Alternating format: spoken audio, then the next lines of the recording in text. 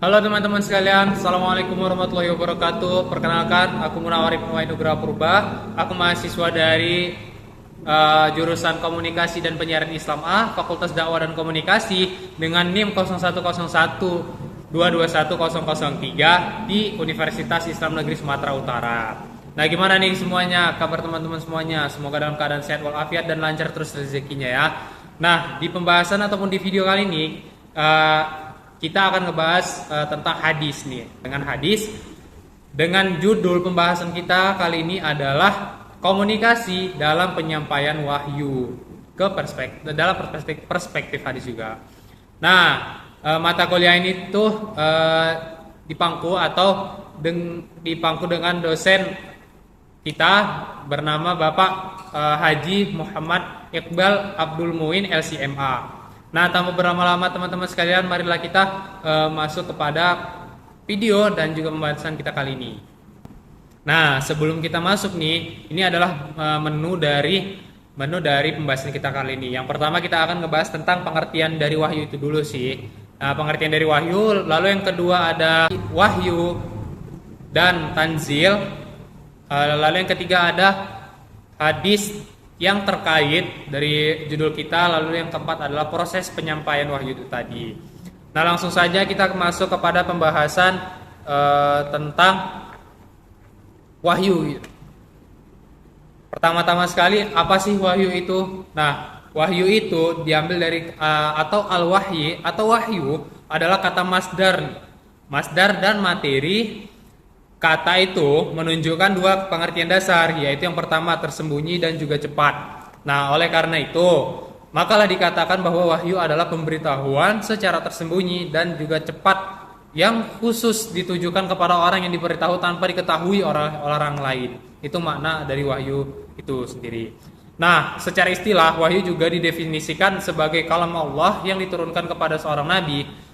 Definisi ini tuh menggunakan pengertian maf'ul, yaitu al-muha, yang diwahyukan. Nah, Ibnu Manzur mendefinisikannya, wahyu adalah pemberian informasi yang tersembunyi yang khusus disampaikan kepada para nabi Allah Subhanahu wa taala. Itu tadi sedikit pengertian dari wahyu. Lalu kita masuk kepada poin yang kedua adalah wahyu dan juga tanzil. Nah, wahyu dan juga tanzil ini berada di dalam Quran surah Asy-Syu'ara dari ayat 192 sampai 195. Yang dimana artinya dari ayat 192 dengan 100 sampai 195, dan sesungguhnya Al-Qur'an ini benar-benar diturunkan oleh Tuhan semesta alam, dibawa turun oleh Ar-Ruh Al-Amin Jibril ke dalam hatimu Muhammad agar kamu menjadi salah seorang di antara orang-orang yang memberi peringatan dengan bahasa Arab yang jelas. Quran surah Asy-Syu'ara ayat 192 hingga 195. Nah, di dalam ayat ini Allah Subhanahu wa taala dengan sangat tegas menyatakan bahwa Al-Qur'an tanzil atau diturunkan secara langsung dalam bahasa Arab ke dalam sanubari Nabi Muhammad SAW. Tidak ada campur tangan malaikat sedikit pun, termasuk juga Nabi, sebagaimana dinyatakan pada ayat-ayatnya. Lalu yang ketiga dari pembahasan ini adalah hadis yang terkait nih dari komunikasi dalam penyampaian wahyu. Nah, dari hadis Syekh Abdul Majid Az-Zandani mengatakan dalam Ilmul Imam dalam Sahih Bukhari disebutkan sebuah riwayat dari Aisyah radhiyallahu anha bahwa Al-Harits bin Hisham pernah bertanya nih kepada Rasulullah SAW. Wahai Rasulullah, bagaimana cara turunnya wahyu kepada engkau? Rasulullah SAW pun menjawab, terkadang wahyu datang seperti suara bising lonceng. Tentu saja hal ini memberatkanku, sehingga ketika suasana tersebut berhenti, aku sudah menyadari apa yang disampaikan oleh Jibril. Ada kalanya juga malaikat Jibril mengubah wujud menjadi seorang laki-laki yang berbicara denganku, dan aku pun menyadari apa yang dia ucapkan. Jadi terkadang Nabi menerima wahyu itu melalui barangkali mimpi, tidur, dan juga ditemui oleh malaikat Jibril berupa wujud seorang laki-laki. Lalu pembahasan kita yang terakhir, yang keempat adalah proses penyampaian wahyu itu sendiri gitu loh. Sebagaimana di Al-Qur'an itu diturunkan pada Nabi Muhammad SAW melalui perantaraan malaikat Jibril selama 22 tahun, 2 bulan, 22 hari. Dalam proses pengwahyuan terdapat juga beberapa cara untuk menyampaikan wahyu yang dibawa malaikat Jibril kepada Nabi Muhammad Sallallahu Alaihi Wasallam. Di antaranya nih, yang pertama, malaikat Jibril itu memasukkan wahyu ke dalam hati Nabi. Dalam hal ini Nabi tidak melihat sesuatu apapun hingga merasa bahwa wahyu itu sudah berada di dalam kolbunya. Mengenai hal ini, Nabi mengatakan, Ruhul Qudus mewahyukan ke dalam kolbuku. Yang kedua, malaikat menampakkan dirinya kepada Nabi menjadi seorang laki-laki, sebagaimana yang dalam hadis sebelumnya, mengucapkan kata-kata kepadanya sehingga Nabi mengetahui dan dapat menghafal kalimat ataupun kata-kata itu. Yang ketiga itu wahyu datang kepada Nabi seperti gemerincingnya lonceng. Nah, cara ini tuh dirasakan paling berat bagi Nabi.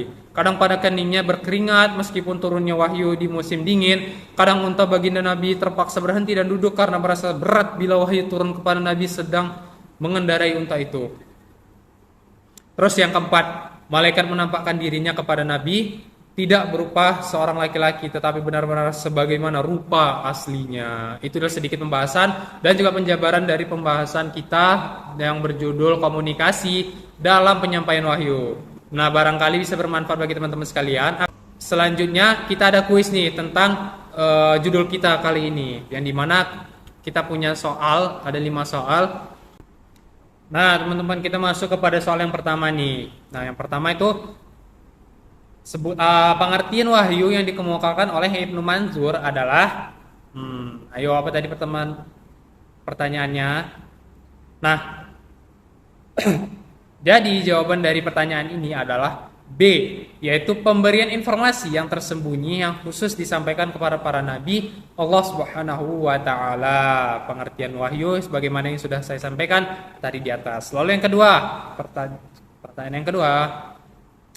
Nah, dalam ayat Al-Quran, wahyu ini diturunkan oleh Tuhan semesta alam melalui.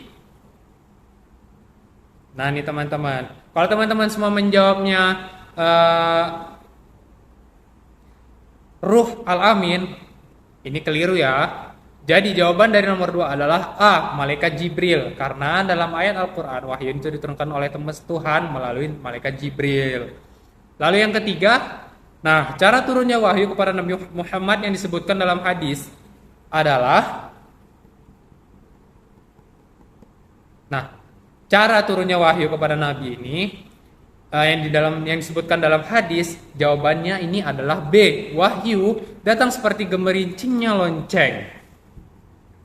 Kita masuk kepada pertanyaan yang keempat. Proses penyampaian wahyu kepada Nabi Muhammad melalui malaikat Jibril terjadi dalam beberapa cara, yaitu jawabannya adalah A. Ya, ini malaikat salah satunya nih ya. Salah satunya ialah yang A, malaikat Jibril memasukkan wahyu ke dalam hati Nabi Muhammad SAW.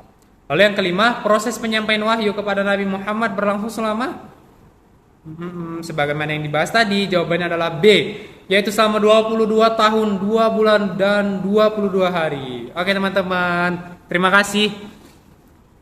Terima kasih. Itulah dia pembahasan kita pada hari ini, dan terima kasih juga sudah mau berpartisipasi dan menonton video ini sampai habis. Semoga video ini, pembahasan kita hari ini bisa bermanfaat bagi kita semua, bagi teman-teman sekalian, dan juga semakin meningkatkan kualitas kita untuk belajar dan juga kualitas ibadah kita. Mungkin sampai sini saja video kali ini.